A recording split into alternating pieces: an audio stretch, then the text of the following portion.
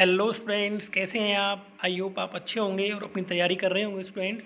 So today we are going to read lesson number 2 lost spring of flamingo in 12th class, written by Anees Jung. तो अनीस जंग के द्वारा लिखी गई ये एक बेहतरीन स्टोरीज़ हैं, 2 पार्ट्स में ये हैं स्टूडेंट्स। तो अनीस जंग, a famous story writer, rights destitution of rag pickers of Simapuri and Bengal makers of Firozabad. It sensitizes the readers to step forward to save the spring, childhood of beautiful human life, so that many children would be able to avail the opportunities to realize their dreams. Students, लेखिका ये कहना चाहती हैं कि ऐसे बच्चों को बचाएं जो कहीं काम कर रहे हैं। आप अक्सर देखते होंगे किसी होटल में छोटू नाम से ऐसे बच्चे मिल जाएंगे जो इस तरह का काम करते हैं, जिन पर छोटे कंधों पर जिम्मेदारी आ जाती है। तो ऐसे बच्चों को बचाएं, ऐसी बहुत सारी संस्थाएं काम कर रही हैं। ऐसे बच्चों को पढ़ाएं, उनको कुछ हेल्प कर दें ताकि उनका जो स्प्रिंग टाइम है, जो बचपन है, वो बच जाए।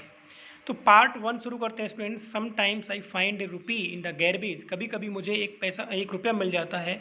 इसके आगे भी एक लाइन है, थोड़ा सा वर्ड है कि समटाइम्स 10 रुपीज़ ऑल्सो। तो कभी कभी मुझे 10 रुपये मिल जाते हैं। जो आई है यहाँ पे, ये साहिब आलम नाम का एक लड़का कह रहा है। साहिब आलम, वैसे इसका अगर अर्थ देखा जाए, the meaning of Sahib Alam is the Lord of the universe, but it's really contradictory students. ये बिल्कुल उलट है। साहिब आलम लॉर्ड ऑफ द यूनिवर्स का नाम का अर्थ तो है, लेकिन रियल में वो साहिब आलम जो बच्चा है वो बहुत ही गरीब है, रैक पिकर है। एक्चुअली ये बांग्लादेश से आए हुए हैं, 1971 में वहाँ पे आए थे और सीमापुरी नामक क्षेत्र में वो दिल्ली के पास रह रहे हैं। लेखिका उससे कहती है कि तुम ये क्यों करते हो? तो वो कहता है कि क्योंकि इससे हमारी जो जीविका है वो चलती है। और वो कहती है कि तुम वहाँ से क्यों आए थे, बांग्लादेश से क्यों आए थे? तो वो कहता है कि उसकी मम्मी बताती है कि वहाँ पे हमारे खेत थे, मकान थे, लेकिन वो सभी स्वेप्ट हो गए किसी तूफान के अंदर के दौरान। तो उनको यहाँ पे आना पड़ा और यहाँ पे शरण लेनी पड़ी, और यहाँ पे उनका राशन कार्ड बना हुआ है और जिससे उनको खाना वगैरह मिल जाता है। तो it's a really good students की उनको यहाँ पे खाना वगैरह मिल रहा है, क्योंकि आइडेंटिटी से ज़्यादा बड़ी बात है कि अपनी जान को बचाना, survival. Garbage is gold for them. बच्चों के लिए गैरवेज जो है वो खजाना है, एक सोने की खान है, क्योंकि उनको क्राउच करते रहते हैं और लगातार उनको कुछ ना कुछ मिलता रहता है। कभी सिल्वर कॉइन मिलता है, कभी कुछ मिलता है।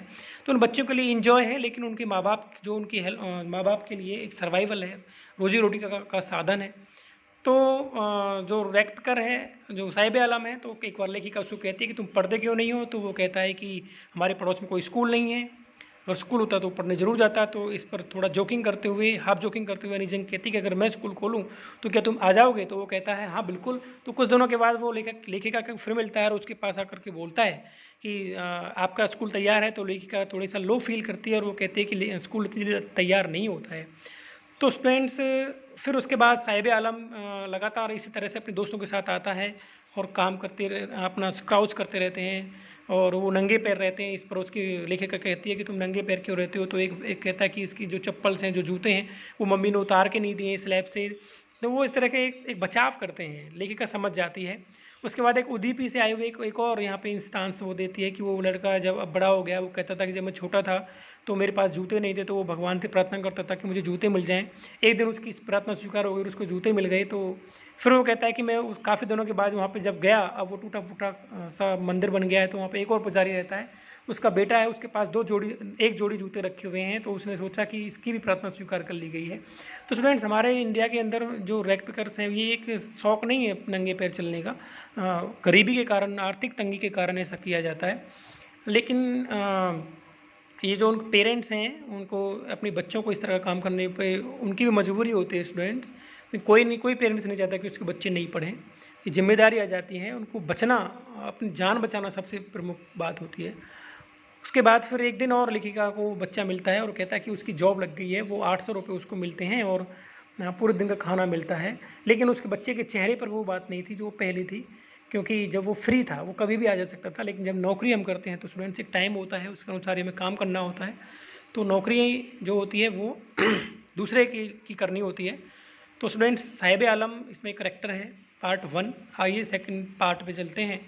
आई want to drive a car. यहाँ पे जो आई है, ये मुकेश नाम का लड़का कह रहा है, और ये फिरोजाबाद नामक शहर की बात हो रही है। फिरोजाबाद जो कि बेंगल मेकिंग के लिए, कांच के व्यवसाय के लिए प्रसिद्ध है। यहाँ पे लगभग 20,000 के आसपास बच्चे हैं जो अपने पेरेंट्स की हेल्प करते हैं और वो चूड़ियाँ बनाने में उनकी हेल्प करते हैं। यहाँ पर हर दूसरा परिवार बेंगल मेकिंग का काम करता है और वो सभी अपने इसी काम में लगे हुए पीढ़ी दर पीढ़ी।